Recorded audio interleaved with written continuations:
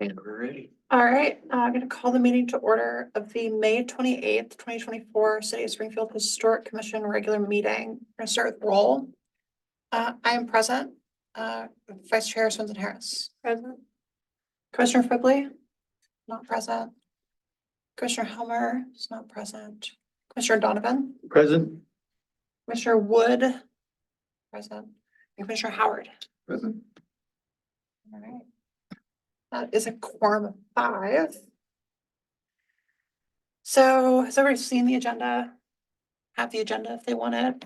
It's on Springfield Oregon Speaks. Sorry, the allergies are getting my voice. You're not My the only one. apologies, yeah.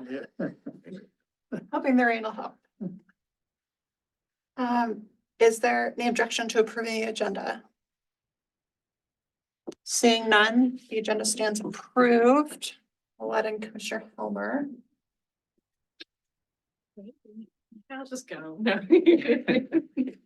Doors I left. don't see any public comment. There's no member here today. So we'll move right along to the historic land use application for 527, 529. That's Right, so we've spoken about this prior. We did not meet last month to discuss it more fully, like heading into review. The report is in draft and with Mark Rust, planning supervisor, in review for that. At this point, we've just taken on the consultant's recommendation. They laid out some options, mainly just looking at returning it back to the single window and door. The French door is not allowed or it is prohibited. Some of the other options that 5-4 Architecture laid out was returning it to the original design, which was the big wide swing doors as a garage or like carriage house.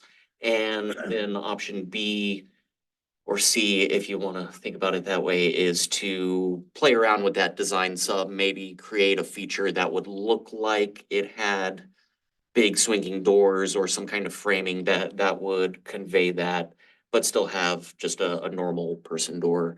Number one recommendation, though, since I referred to that as kind of option C, is just returning it to the single window and door. So that is more or less their option. We have conditioned it that it cannot remain a French door, and to see what they present to us next as far as the option they choose. So if we want to discuss that at all, now would be time. Was that a conditional approval or conditional denial? Conditional approval. Yeah. All I have. Okay. I think this is maybe the first one of these I've been involved in that had some level of question about what was proposed. I'm interested in understanding, so from the materials they submitted, it looked like their intent, although that did not perhaps meet the requirements, was to try to return to something closer than what was originally there. Is there, if they are to try to go with that sort of option C, does that come back to us? Are there further requirements for what they might have to look at to meet that? It sounds like French doors does not meet that. Correct. Yeah, so when they come back with a proposal on how they're going to remediate this, because this was born out of a code violation. It was done, prior to us having knowledge about it, so we weren't able to catch it or help guide in the beginning. That is something where if we're between meetings, I will likely send out to the group, hey, we got a response on this decision. Here's what they're intending, and then we can take it from there, because that'll be new territory for me too. So we can cross that bridge when we get there.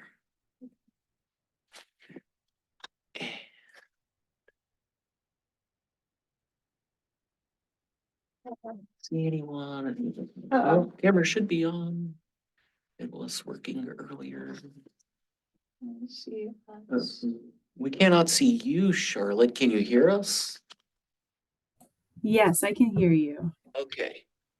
Okay. So maybe it's a technical issue on my end then, if the camera's working for other folks. Yeah, you are the only one online currently, but it is giving us the little feedback window to show us ourselves here, so that's telling me the camera is working, but I'm not sure why it's not casting to your side.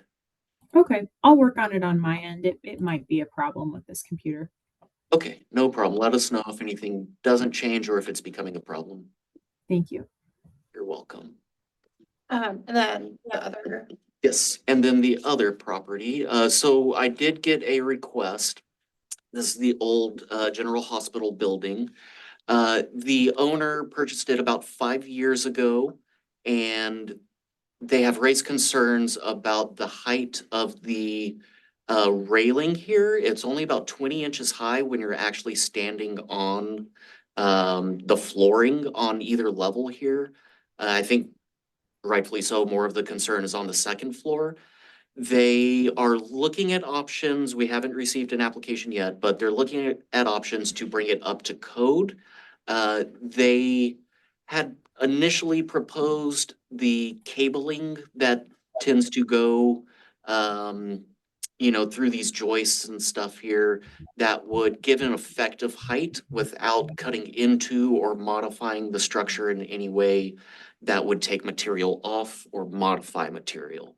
So likely drilling 2 to 3 holes going vertically into these beams to run cabling through was part of their initial, like, can I do this, or what would we be looking at? The other option would be pulling off the top cap of these railings here to then build onto it to take them higher.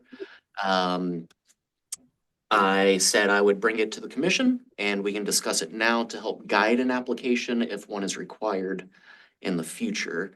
The guidelines do show, I believe, patios and decks, if they are to be replaced, that it requires historic oversight. I could be wrong on that, but It Yeah. looks to me like the lower floor is maybe 20 inches, but the top floor looks more, you know, maybe double that. 40 inches, of course, still Mhm. is not tall. Yeah, and there might be extra material on the bottom here that's True, that's going yeah, up, but yeah. yeah, they did send some pictures in, without pulling from my email right now. That's. When you've that's got what the I have to floor show. thickness in there too, like the Yeah. actual. Yeah, it floor. could be further up the floor, yeah. you can see where the stairs Mhm. disappear into that second Right. floor, so Yeah, there's so it at could- least some above there Right. that's not floor. But you might wonder why well, maybe to put And I know the cabling is a pretty modern technique to do that, so I'm not sure if that's something we would want to see here, so. Yeah, I mean, my gut is that cable isn't the best compatible material maybe for it, even though, but it's drilling holes in those posts and how are you gonna keep that from creating a rot situation? And then that's also assuming that they have the structural integrity to deal with the tension of those cables, which I would be suspicious of. It has to be really tensioned to be effective. And then, it seems like, I also don't think building the wall up higher is actually appropriate, because that's a good thing as to what the original design is happening above the ceiling here. And then, but the safety, but I think there's Yeah. there's something else you could use just other than the cable, Yeah. right? Like, but can you mount another, an intentional, a wood piece or some other railing material that is just kind of bracketed on that could create the safety, but in a maybe slightly more sympathetic way, but without trying to be like too blended in with the original. Like, it can be distinctive from the original, right? But also not so much contrast from the original, somewhere in the middle. What about just like planters? Something that you could put up there that doesn't require you to drill or to add anything that's currently existing, but nevertheless keeps people from getting too close and potentially falling over, which is what nobody wants, so. Yeah, do you by chance know when it was built and how long it was a hospital? Just, It's in the walking tour guide. Oh, it is? I don't remember. Well, that's- yeah. I have it. I'll look it up. just, just curious, you know,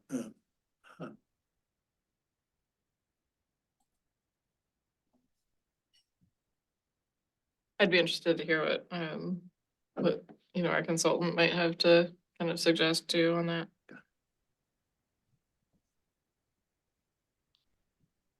what is it now? Just a 2-story house? I mean, 2-floor flats or I something? believe so, yeah. Kind of interesting. Yeah. I think that's one of the most interesting properties in the district. It's pretty cool. Did you catch most of that conversation, Charlotte, as far as the? Most of it. I don't Okay. think quite everything, but most of it. Did you say that they're looking to make the railings higher? Is that right? Correct, yeah, they had pointed out there's only about 20 inches when you're actually standing on the floor to the height of said railing, either on the first floor or the second floor. Mhm. So just looking at that from a safety standpoint, and I'm sure the building codes have it taller than that these days. So they're just looking to bring that up to code, but obviously being a historic structure, what would be the best and most appropriate way to do that? Mhm. Could it also be grandfathered in? I mean, there hasn't been a significant change of use or anything like that in the recent period that would trigger the need to meet that code, maybe?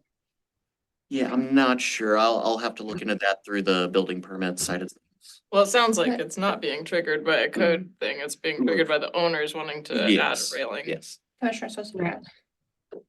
I mean, part of the sort of appeal and function of that kind of balcony is the option to sit on it, which I'm sure the property owner is maybe concerned about. But that's also, potentially part of the design of having it at that height and kind of a wide railing. Commissioner Sosa Harris. I guess I would think though, given that my assumption is that at least some of these are rental units and that they have a desire to make sure that their tenants are safe. Mhm. that Right. It would be important for us to work with them to find a solution that it maintains the integrity of the historic building, but also ensures that they're not going to have a safety hazard to the people who are renting from them. Sure. It was built in 1914, but I'm not sure how long it actually served as a hospital. Probably till World War. Not very long. It was almost immediately too small for the community, and there was a significant outbreak of flu, I think, or something that quickly overwhelmed it. 1917, I think, or whatever, Mhm. 14 or. Alrighty, well, yeah, this is one that we'll continue discussions on, and I can reach out to the consultant to get further feedback on it as well. I will have a call probably with the owner tomorrow or Thursday to relay any feedback so they can have some guidance on this. And there's 8 apartments in there, if anyone's curious. Oh, 8. Right.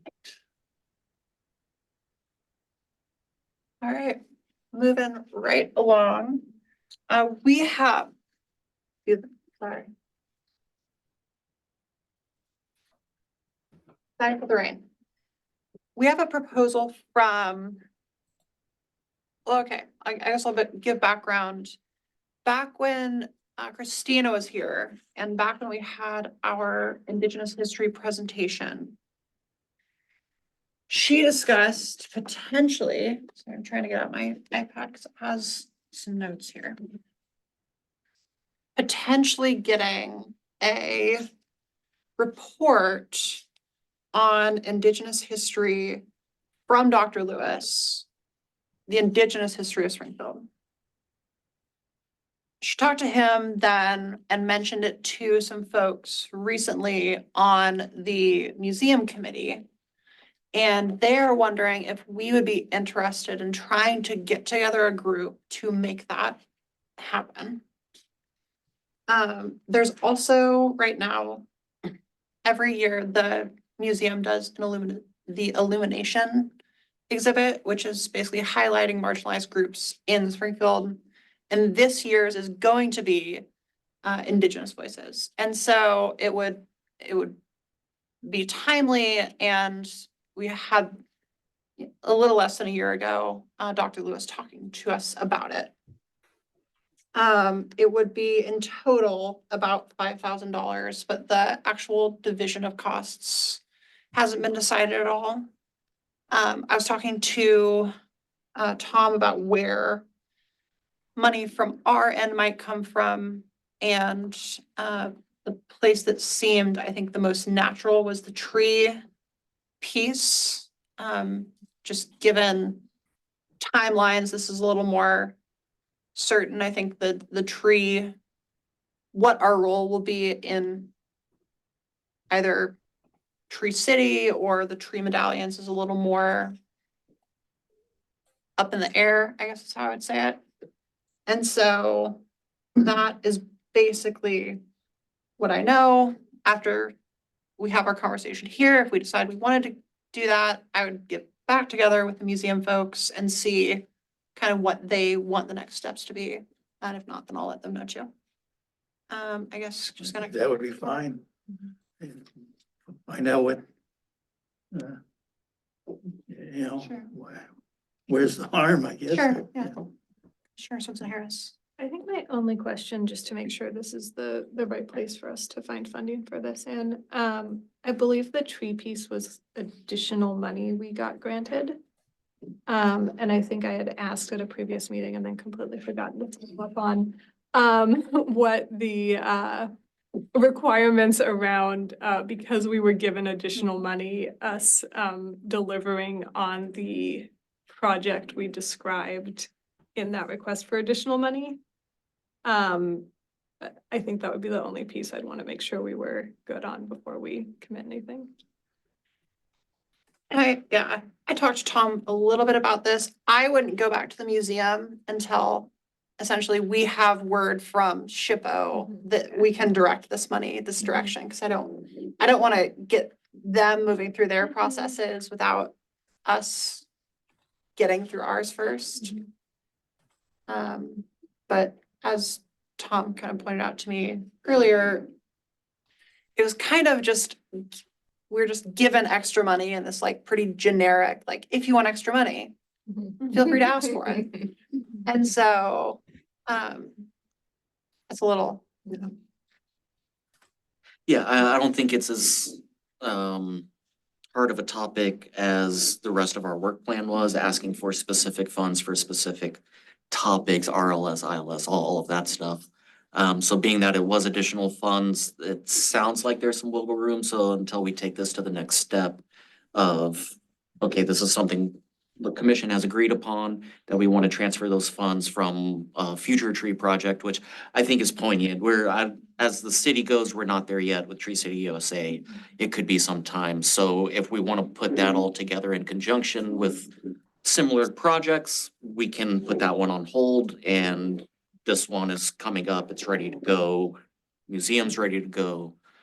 So I think that'd be a good use. So What- assume, well, one other thing that, museum folks brought up to me is schools are gonna be required to start teaching pretty hyper local Indigenous history here shortly, and so that may be useful to the schools as well.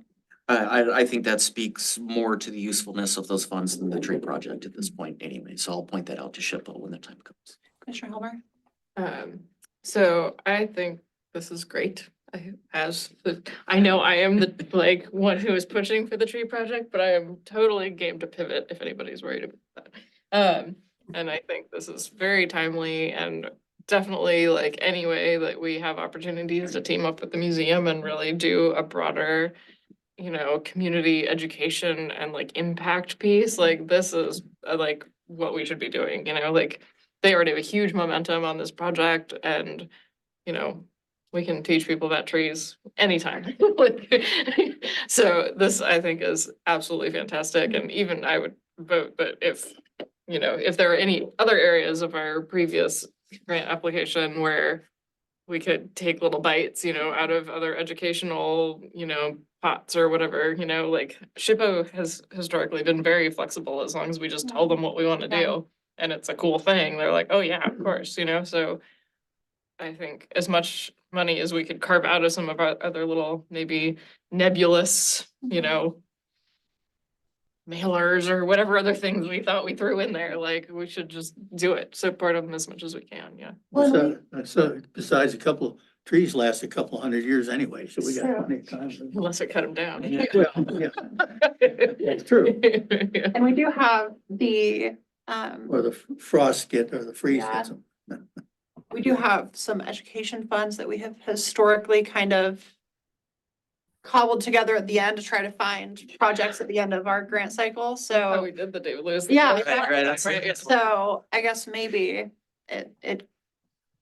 We'd have to talk to SHPO too, but potentially going that direction too. Mhm. And I think if we want to move forward with this, you talk to SHPO about moving money around. I don't know how we want to do this in terms of, because we don't have the budget in front of us, and I've just realized we don't have the budget in front of us. But maybe just if we are all okay tentatively moving forward, and then Tom and I will get something together to where we're gonna actually pull the money from. And how much do they actually need from us, Yeah. right? I mean, we Well, can that look will and be- see like kind of what we could have available and then kind of also what they really actually need. and- Yeah. There's 1,500 in the extra project. Yeah. So we have that at least, and There's then 500 in the education. But I'd have to, it's been a bit, but. Well, I do think it is also consistent with both of our missions, Mhm, and anything that encourages cross BCC mhm. cooperation Yeah. is something that should, I think, be emphasized, and it's something that's going to appeal to the city as well as anybody else who might be influenced by those kinds of decisions. With respect to trees, I was doing a little bit of research and I came across the Moyer House, which is an historic house in Brownsville. But they just dedicated 2 of the historic trees on that property. And so there is a Oregon Historic Tree Commission in existence. They might have some in Springfield. They do have a website, and it's done through Oregon TIC, which is responsible for rest stops along I-5. But they also have a heritage tree program and a cool interactive map on their website that shows where they all are. And if that's something that somebody's interested in, well, that would certainly be an option to go that route as opposed to trying to, invent something that is already in existence. But I think it's Oregon TIC. It is OregonTIC.com. Okay, But yeah, check So- that out at your leisure. I mean, it's not imperative, but it's a cool website. And anybody else who's interested in trees should definitely check that out too. sounds like we are in tentative agreement to move forward with trying to get this done with the museum commission or the museum committee. Is there any objection to that? It's not an objection. Okay. It's is there effort? Like, do we have to do anything other than give them money, or they just need like money? So I'm gonna be negotiating back and forth with them, and we'll hammer out more of those details as we hear from SHPO about moving money around. And from them about where they have money that could potentially be used, what efforts we can contribute to that aren't monetary, stuff like that. All right, Baron has his. thank you. Commissioner Wood, sorry, we didn't see you there.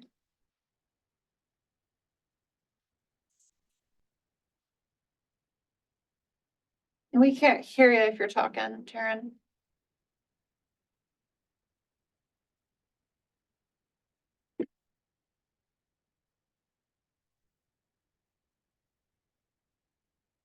All right, we will come back to Commissioner Wood if you still have stuff to say. For now, we'll move along to the ADA curb ramp program. Update from Mr. Helmer. Or I guess from Charlotte in this case. Yeah, and take off the commissioner hat. Yeah. Thank you. I do have a couple slides to share. Do you guys have a recommendation on whether I should share them on my end or from yours? Is there something that would show up more easily? You can go ahead. I just stopped sharing, so it should be free for you now. Okay, great.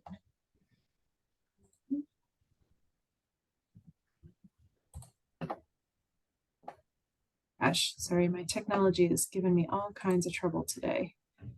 Let's try that again. Okay. Is that visible? Oh, no. Nope.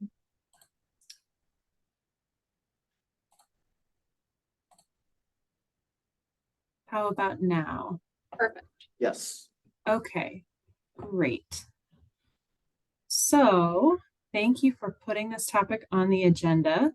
The thing that I wanted to share with this time is that the Oregon Department of Transportation is developing a project in Springfield that has some potential to impact historic properties. We're not anticipating that it has an adverse effect. We're not proposing, for instance, demolition of historic structures or anything like that. But because of the nature of this project, there will be a lot of small impacts through a large area of the city. And so every time ODOT does a project like this, we consult with the local planning office and the historic commission and anybody else in the community who wants to be a consulting party. So let's see here. To start with, just for some background on the project goals and the program, ODOT has a mission to provide a safe and accessible transportation system, and meeting, accessibility standards for pedestrians is really essential to that mission as well. We have, since 2017, been redesigning and building curb ramps in communities throughout the state. Because the agency got sued back in about 2015. There was a settlement in 2016 that tasked ODOT with first inventorying all of the ADA curb ramps that are within our jurisdiction. And then once we kind of had our arms around the problem, to identify how many of them were not up to standard, and then start repairing them one by one. So just to give you a sense of the scale of the program, we are working on thousands of curb ramps in pretty much every community in the state. I don't know that we have done an ADA curb ramp project in Springfield recently, and certainly not at this scale, but we are now developing one that I will share with you now. Why is this not turning? There we go.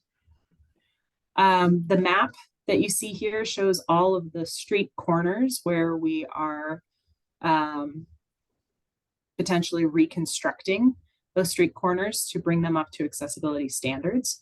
So the work proposed in Springfield will include over 100 intersections where we're going to be making sure that, the slope of the ramp is appropriate, that we have a level landing at the top of each ramp, that we have detectable warnings, which are often yellow and plastic, but also come in other colors and materials. So we're designing also to include upgraded signals in some locations, push buttons for visual and audible signals. We're working along a couple different highways. This will not all go to construction at the same time. There will be phases. The colors of the dots that you see on the map there are kind of not yet predicting which phase of construction we'll see, but when we do have clear information about that, I'd be happy to share an update at that time. So the construction will be phased between 2026 and 2028. Funds are coming from the Federal Highway Administration, and anytime we do a project with federal funding, that triggers Section 106 of the National Historic Preservation Act, and that is why ODOT is consulting with the Historic Commission about effects to historic properties. To give you a sense of the research and work that we're doing internally at ODOT, we are working on surveys, both of a sort of built environment cultural resource theme and an archaeological theme, surveying all the project locations, making sure we know where our historic resources are. We're certainly looking at the State Historic Preservation Office data and data that the City of Springfield maintains, but we're also doing a fresh survey to see if the status of anything has changed. We will also write some determination of eligibility reports, not a lot of them, but if there are specific locations where it's helpful to further define what makes a property historic, we'll do that. And then we, and really I, will be working with the designers to talk about each corner and make sure that we're looking for opportunities to have a really light impact on any historic features nearby. And then at the end, we'll be communicating with the State Historic Preservation Office about the effect of the project on historic resources. I know that this commission hasn't often been consulted through Section 106, so I wanted to share a little bit about the role of a historic commission in that process. The definition is that the Historic Commission is, an organization with a demonstrated interest in the project, and in particular about the potential effect on historic properties. The role of, ODOT is that we need to share information, invite your advice and opinion, and try to accommodate your input as much as we possibly can. It doesn't mean that we the Historic Commission is not a regulatory agency or entity in this process, but you are a consulting party. And so we want to make sure that the work that ODOT is doing is in close coordination with the city's preservation goals. The pictures here show some of the sort of interesting historic age and listed properties that are in Springfield and on street corners, so would have the potential to be affected by the project. To share a little bit about what these designs will look like.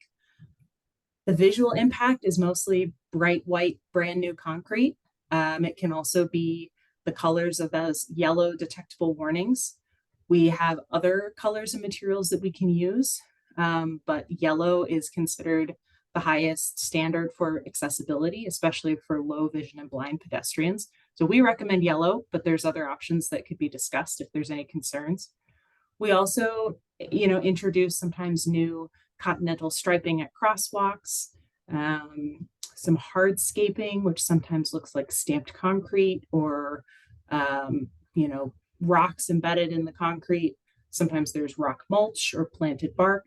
There's a lot of variety in what kind of landscapes can be added to these corners if that's something that the city wants to see happen. We have a lot of ramps to build all over the state, so we try to have as minimal an impact as possible. We try to avoid relocating any utilities, buying right-of-way. We really try to just stay within, look for sort of a minimal design, but one that absolutely meets standard. So the last thing I wanted to share is just a couple of before and after images of a project we recently completed in Carlton, which is another community with some great historic resources. As you can see, the top photos are the before and the bottom photos are after, just to give you a sense of the visual impact. And that's my last slide.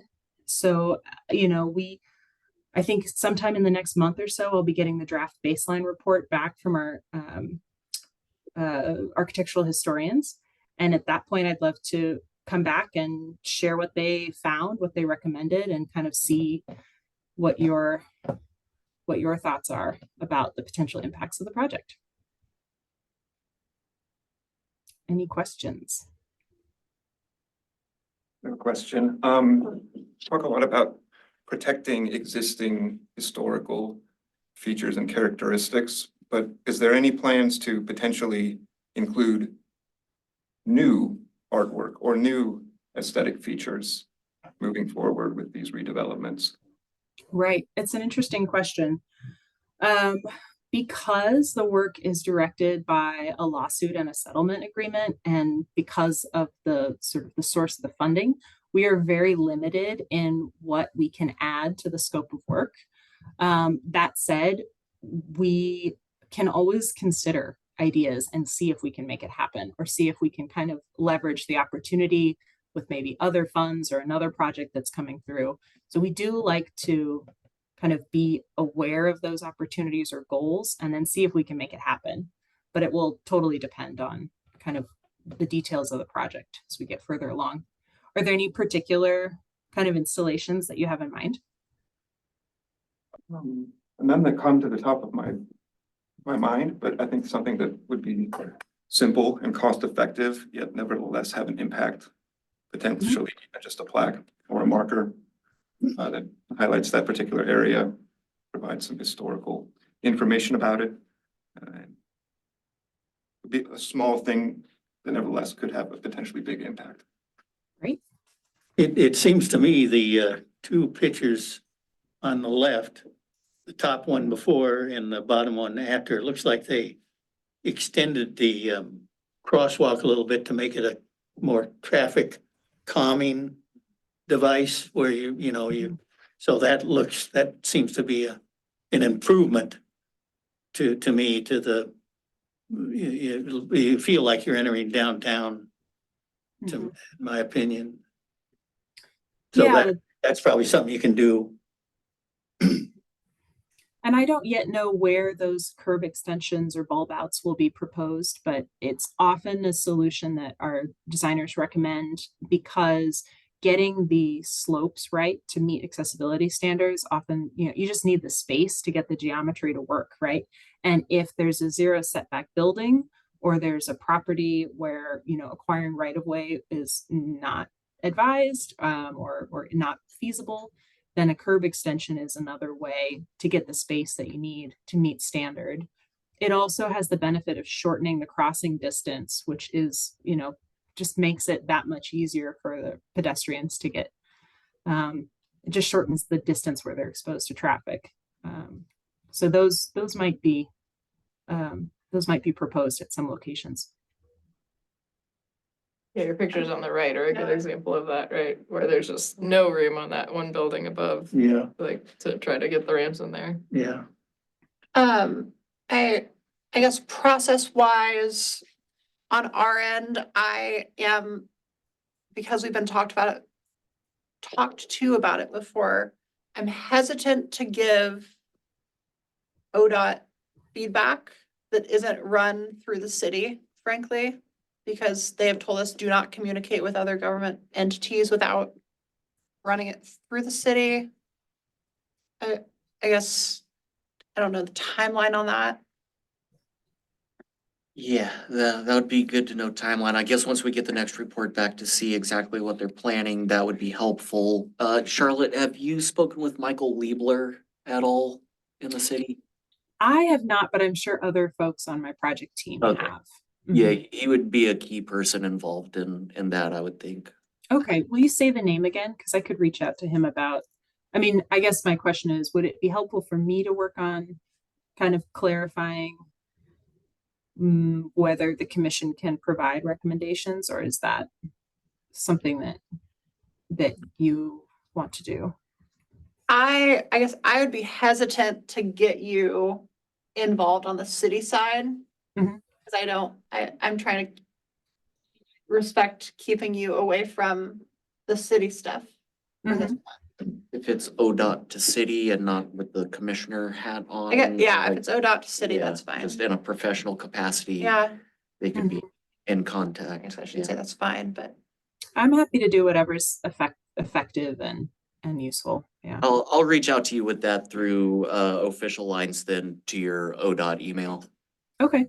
Thank you. And before I go to Commissioner Harris, I will also note that our historic review guidelines, which obviously are just guidelines, certainly not binding on ODOT, and certainly not probably for most of the project area, given that it's mostly outside the Washburn. So other than that, they only apply to historic properties outside the Washburn. But there are guidelines for gutters, curbs, and sidewalks in there. Commissioner Swinson Harris. I was just gonna, and I sounds like you all are gonna handle this, but I think that would make a lot of sense for us to ask the city if this might be a place where they could empower us to have a conversation. Whoever it is who told I us to think- stop Yes, talking to other. I think that would be a good, like, that is my inclination as well. Well, and certainly, you are all, citizens and can reach out to me directly if you want to, and if you know of other organizations in the city, like maybe Chamber of Commerce, who would want to hear about this or have a voice in the kind of visual impacts or anything like that. Yeah, my door is open. I mean, would BPAC do you know if BPAC has been involved at all yet either? I don't think they have. It's a little bit early in the project. We usually wait until later to do sort of more significant outreach, or we often depend on city staff to kind of recommend who might want to hear about the project. So I don't think they've been contacted at this point. I'm sure it aligns with some of their Yeah. goals, Yeah, sure. especially that corner, Fourth and Main. Yeah. Well, and another thing I wanted to share is that as we are, the ADA program moves very quickly. The projects move faster than most of ODOT for various reasons that aren't that interesting, but I could explain if you want.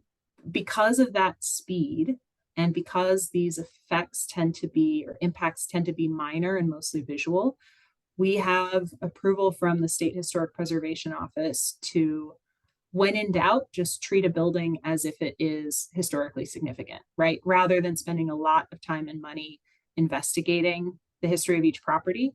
I kind of wish, as a result of the program, we were writing a whole new, survey of every community in the state, but it's not literally the goal of the program. So what you will probably see in the baseline report and in other conversations about the project is that if a property is of historic age and has a reasonable degree of integrity, we're going to treat it as an eligible resource for purpose of the project. What I want you guys to know is that that doesn't change the status on the National Register or on the local landmarks list. So ODOT might call things eligible that upon further scrutiny, investigation, don't meet the standard, but we're basically trying to be careful, right? We're trying to move quickly and yet not miss being accountable for anything that's significant. So those reports that we write will not, they will not put any restrictions on the use of the property in the future, anything like that. It's just for making sure that our project is really accountable for the impacts that we have. All right, any other questions before we move on? All right. Okay, thanks for the time. Thank you. We're gonna move on to our last thing of the day, which is Heritage Awards. Heritage Awards has been busy this last month. The subcommittee has met 3 times in the last month, so very busy. We have essentially we have the descriptions for the awards. I think the posters are in progress. We're up already. I can give you Yeah, go for it. Yeah. Posters are done, nomination packets are done, website text is done. Those things have been translated to the same extent they've been translated in previous years. Stuff's been emailed to the website update lady, stuff's been emailed to the new PIO to do the press release, ideally this Thursday. I've gotten one response back today, this afternoon, from the press release, or from the new PIO, asking about translating more things, that like the entire press release, which I'm not sure we did translate last year, and I need to go look, but I don't know, that's a little bit of a stumble because I basically just tapped someone in my office to do the translation of the other stuff, and it's like a much bigger ask for me to have her do like a 4-paragraph thing. Not that she can't do it, but I don't know if there's any, there used to be a person at the city that would do some of that, and I don't know if that exists anymore, and I don't know if the timing would work out to get it done before Thursday, Yeah, but also to put out there. I feel like we kind of just jammed ahead with some of these committee meetings with the urgency of like getting this going. But anyone who wants to be involved on this committee, like please do. We didn't intend to like jam forward without making sure everyone who wanted to participate could, so. And then will be Oh. the end of our nomination accepting will be, Monday, July 1st at 5 PM tentatively. Supposed to go out this week, so like the end of May and be open for, 1 full month. And then 99.999% chance of extending that deadline when we get to it. But we have that timing sort of built into the process, so we have time to extend it if we want. and we are on the mayor's upbeat for city council October 7th for announcing the awards. And then Art Walk Museum celebration at that Friday, So the Or the 10th. 11.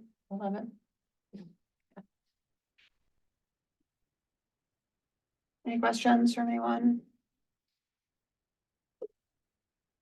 I'll look at that. I've got the heritage thing at home. I'll take a look. Maybe I'll.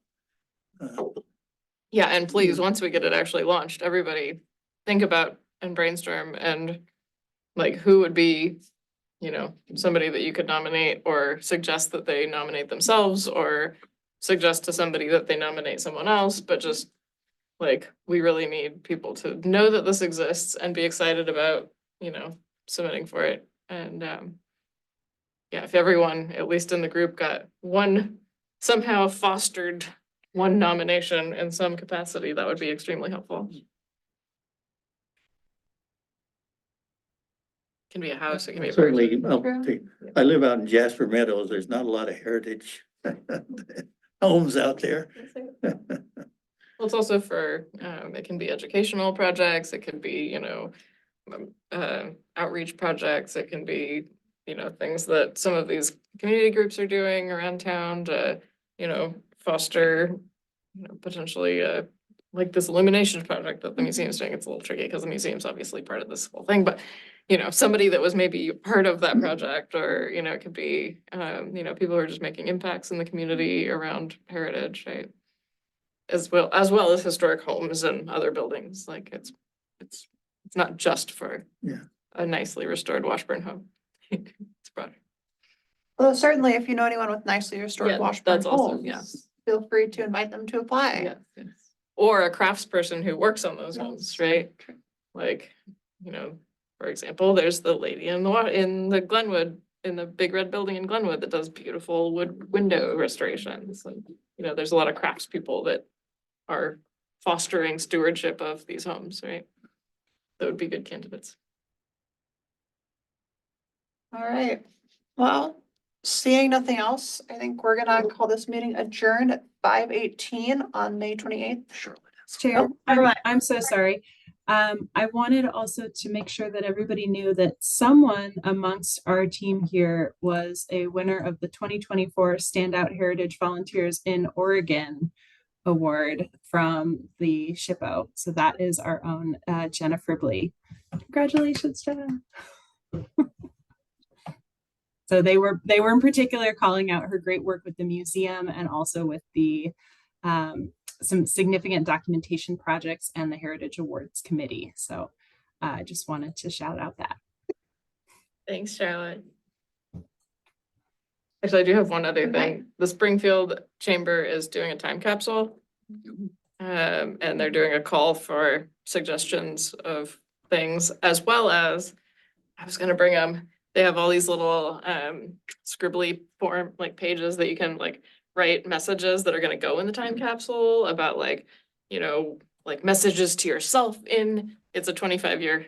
So messages to yourself in 25 years, or message, something about Springfield, or like, little things that would be interesting in 25 years to open and reveal. So I can try to forward on something to Tom to share with the group about that. Before we officially adjourn, does the museum have an update on the atlas? We're jamming on it. The Atlas is still going full steam ahead. I don't have a deadline. We don't have a specific date. It's just it's just gonna be when it's gonna be.